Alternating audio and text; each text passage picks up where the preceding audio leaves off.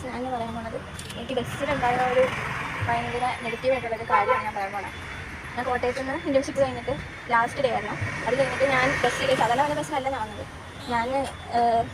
എനിക്ക് പേപ്പർ വർക്കൊക്കെ കഴിഞ്ഞ് ഞാൻ കുറച്ച് ലേറ്റായി. അപ്പോൾ ഒരു ബസ്സിൽ, അതായത് ബസ്സിൻ്റെ ഞാൻ പേര് കൊടുക്കാം, ആ ബസ്സിൽ വന്നപ്പോഴേക്കും എൻ്റെ പുറകിരുന്ന ഒരു പുള്ളി, ഒരു അന്യസംസ്ഥാന തൊഴിലാളി, എന്നെ ഇട്ട് കുറേ നേരം എൻ്റെ പുറകിൽ എന്നെ ടച്ച് ചെയ്യാൻ നോക്കി.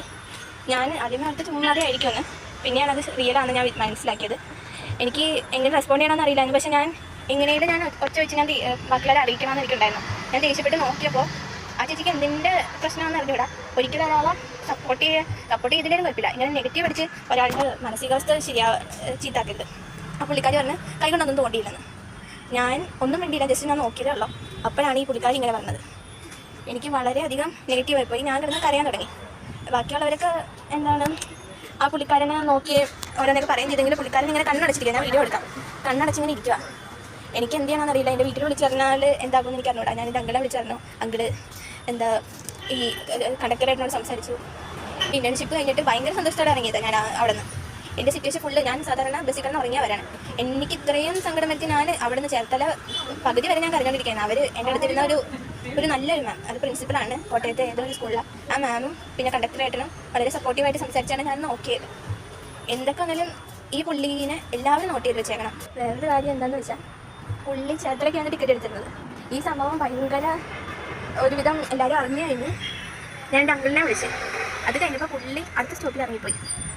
ഞാൻ ഉറങ്ങണ കണ്ടു കഴിഞ്ഞാൽ എനിക്ക് എൻ്റെ അടുത്ത് അടുത്തുനിന്ന് ചേച്ചിയൊക്കെ പറഞ്ഞു, ഒരു പിന്നെ എടുക്കണ്ടേ മോള്, അല്ലെങ്കിൽ ഒന്നും നോക്കണ്ട, ആരെയും നോക്കണ്ട, കാരണം നോക്കിയാണ് കൊടുക്കണം. ഇനി ഞാൻ എന്താ വിചാരിച്ചെന്ന് വെച്ചാൽ, ഞാൻ കാരണം എനിക്ക് തോന്നുന്നതായിട്ട് ഞാൻ ആദ്യമായിട്ടല്ല എക്സ്പീരിയൻസ് ചെയ്യുന്നത്. എനിക്ക് തോന്നിയതാണോ എന്ന് അറിയാൻ വേണ്ടി ഞാൻ കുറേ വട്ടം ശ്രമിച്ചു. എങ്ങനെയെന്ന് വെച്ചാൽ, എന്നെ ഇങ്ങനെ തോണ്ടുന്ന എനിക്ക് തോന്നി, കോട്ടയം സ്റ്റാൻഡിൽ നിന്ന് തന്നെ തോന്നി. ഞാനാണെങ്കിൽ തിരിഞ്ഞ് നോക്കുമ്പോഴേക്കും പുള്ളി കൈ മാറ്റി കളയും.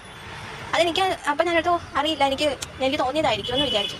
ഒരു വട്ടം 2-3 വട്ടം ആവർത്തിച്ച് കഴിഞ്ഞപ്പോൾ ഒരു വട്ടം ഞാൻ എന്ത് ചെയ്യുന്നത് വെച്ചാൽ, ഞാൻ ഫ്രണ്ടിലേക്ക് അങ്ങ് നീങ്ങി തിരിഞ്ഞ് നോക്കി. അപ്പോൾ കൈ അവിടെ ഇരിക്കണം, പുള്ളി കൈ വിട്ടെന്ന് മാറ്റിക്കളഞ്ഞു. അപ്പോഴേക്കും ഞാനിങ്ങനെ ദേഷ്യപ്പെട്ട് നോക്കിയപ്പോഴാണ് ഈ ചേച്ചി ഇങ്ങനെ പറഞ്ഞത് കൈയൊന്നും ഇല്ലെന്ന്.